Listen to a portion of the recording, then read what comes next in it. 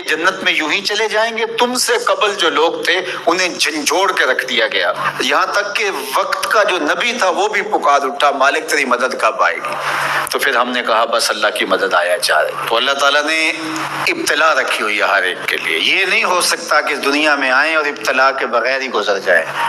کوئی آدمی ایسے ہی گزر جائے، ایسے نہیں ہو سکتا، ابتلا سے اس کو گزرنا پڑے گا جیسے بھی گزرے۔ اللہ مال دے کے بھی آزماتا ہے اور غربت دے کے بھی آزماتا ہے، یہ دونوں آزمائشیں ہیں اس کی۔ کبھی صحت دے کے آزماتا ہے، کبھی بیماری دے کے آزماتا ہے، کبھی فراغت دے کے آزماتا ہے، کبھی مصروفیت سے آزماتا ہے، کبھی بھوک سے آزماتا ہے، کبھی انواع و اقسام کے کھانے فراواں دے دیتا ہے، اب آزمائش ہوتی ہے۔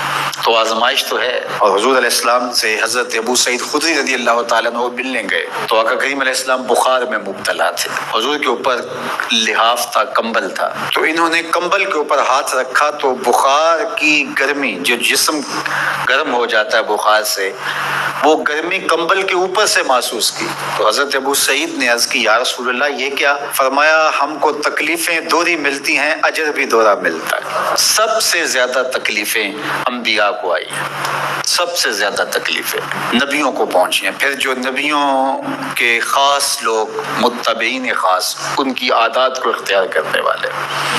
امام فخر الدین رازی نے تفسیر کبیر میں لکھا ہے کہ مکے سے لے کر طائف تک 70 ایسے نبیوں کی قبریں ہیں جن کی وفات صرف بھوک اور پیاس کی وجہ سے ہوئی ہے۔ حضرت خباب بن ارت رضی اللہ تعالی عنہ حضور کی خدمت میں حاضر ہوئے، حضور کعبۃ اللہ کی دیوار کے ساتھ بیٹھے ہوئے تھے، کافروں نے اتنے دکھ دیے، اتنی تکلیفیں دی کہ یہ تھوڑے سے پریشان ہو گئے۔ تو آقا کریم نے فرمایا خباب بس گھبرا گئے ہو؟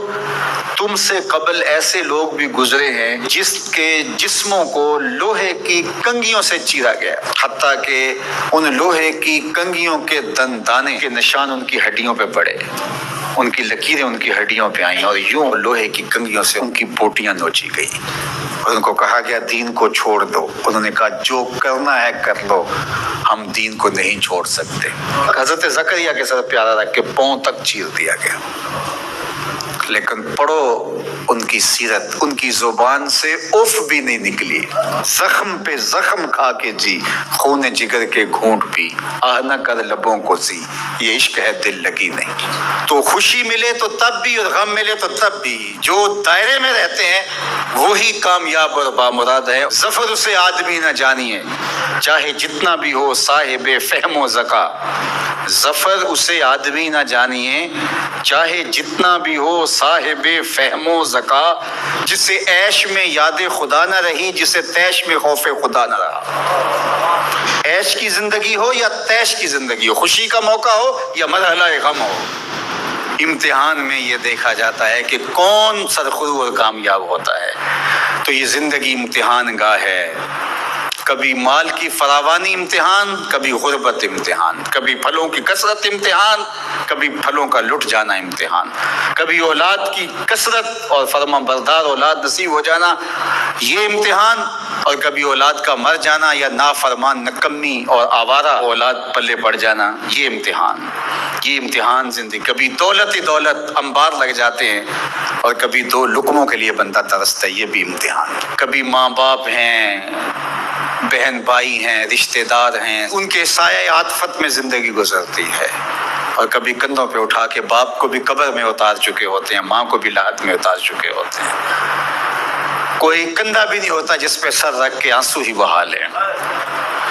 وہ لمحے بھی ہوتے ہیں، وہ گھڑیاں بھی ہوتی ہیں، وہ بھی گھڑیاں ہوتی ہیں۔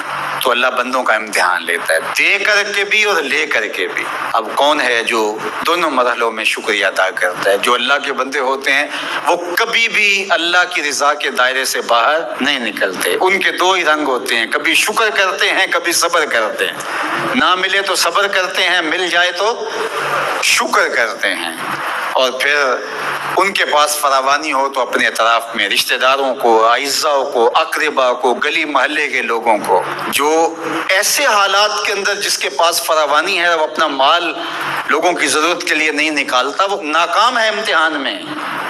चाहे वो कोई भी टाइटल रखता हो, वो चाहे पीर का टाइटल उसके पास, चाहे आलिम का टाइटल उसके पास, चाहे वो सियासतदान हो, चाहे वो कुछ भी हो, इस मुश्किल वक्त पर जो ज़रूरतमंदों के काम नहीं आता, अगर उसके पास गुंजाइश है तो वो इम्तिहान में नाकाम हो गया है। जो अल्लाह ने इम्तिहान लिया उसमें नाकाम हो गया। और दूसरा, जो मुसीबत में फंस गया वो अपनी सफ़ेद पोशी का आखिरी हद तक भरम ना टूटने दे। तो मैं और आप लम्हा लम्हा इम्तिहान गाह में खड़े हैं। मैं मिंबर पे बैठा हूँ तो मैं भी इम्तिहान में हूँ, आप यहाँ बैठे हैं आप भी इम्तिहान में हैं, फैक्ट्री के मालिक बन के सीट पे बैठे हैं आप भी इम्तिहान में हैं, इक़्तिदार की मसनद पर बैठने वाले सबसे बड़े इम्तिहान में हैं, क्योंकि सबसे ज़्यादा तो उनसे पूछा जाएगा ना। अल्लाह ताला हमें इस इम्तिहान में कामयाबी दे और अल्लाह ताला इस वक्त मुल्क के जो हालात है अपने करम से उनको दुरुस्त फरमा दे।